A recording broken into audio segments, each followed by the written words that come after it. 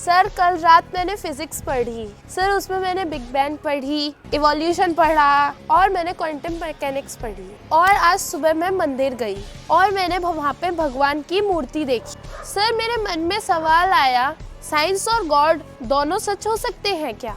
तुमने आज वो सवाल पूछ लिया जो हर इंसान के मन में आता है, लेकिन इस पर बात कोई नहीं करता।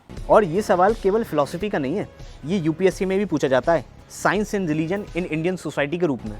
और ये सवाल सीबीएसई में भी पूछा जाता है, scientific temper versus traditional values. और यही सवाल बीपीएससी में भी पूछा जाता है, धर्म निरपेक्षता की अवधारणा भारतीय सोसाइटी के अंदर। सर साइंस तो हर चीज का एविडेंस मांगती है, सर गॉड का एविडेंस कहाँ है फिर? और साइंस तो खुद कहती है कि हम यूनिवर्स के बारे में केवल 4% जानते हैं। 96% तो डार्क एनर्जी है, जिसे हम डार्क मैटर कहते हैं। हो सकता है इस 96% डार्क एनर्जी में गॉड हो। और आइंस्टीन खुद कहते हैं, science without reason is lame and religion without science is blind. और इसका मतलब यह है कि धर्म के बिना विज्ञान लंगड़ा है और विज्ञान के बिना धर्म अंधा है। और भारत की खूबसूरती यह है कि यहाँ डिबेट है, कन्फ्लिक्ट नहीं है।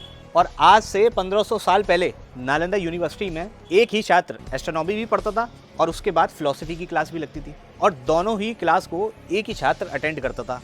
इसका मतलब ये है कि एक ही छात्र दोनों क्लासें पढ़ता था। और भारत के इतिहास की बात करें तो भारत का इतिहास 3 पार्ट में डिवाइड है, एंशिएंट इंडिया, मिडेवल इंडिया और मॉडर्न इंडिया। और एंशिएंट इंडिया के अंदर आयुर्वेदा है, उसके साथ योगा है, यानी कि साइंस प्लस स्पिरिचुअलिटी है। इसी तरह मिडेवल इंडिया के अंदर सूफिज्म है, उसके साथ भक्ति मूवमेंट है। इसी तरह मॉडर्न इंडिया के अंदर इसरो है प्लस टेम्पल विजिट है।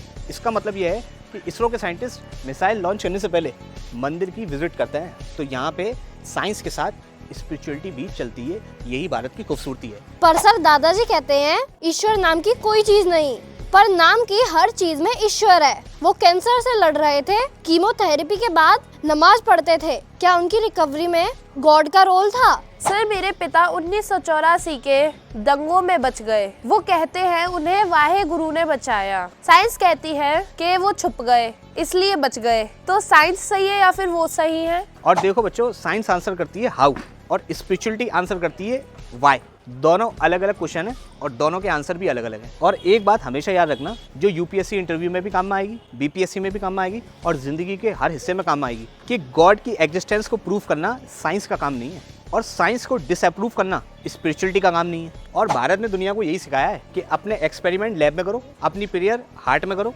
दोनों को मिक्स मत करो, दोनों की रिस्पेक्ट करो। और इसीलिए मुझे एक संस्कृत का फ्रेज याद आता है जिसकी जड़ें उपनिषद के अंदर हैं, सर्व धर्म संभव, given equal respect to all the religion. इसका मतलब यह है कि हमें सभी धर्मों को बराबर रेस्पेक्ट देनी चाहिए।